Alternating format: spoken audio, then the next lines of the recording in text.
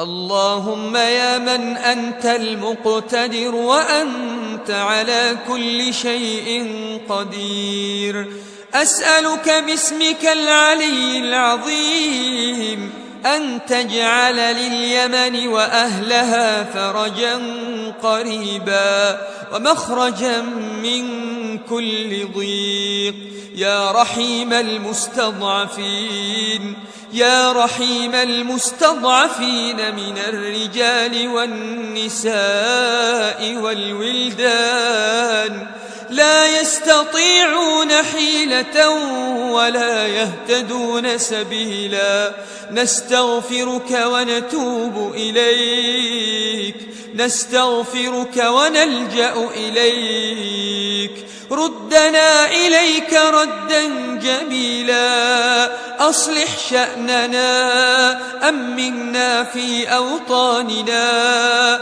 وأصلح من وليته أمرنا، واخذل عدونا.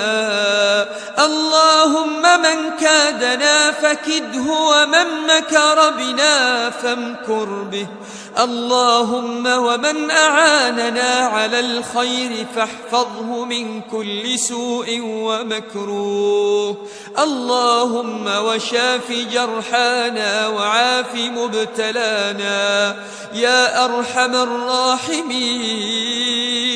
نسألك الأمن والأمان والسلامة والإسلام في الدين والدنيا والآخرة.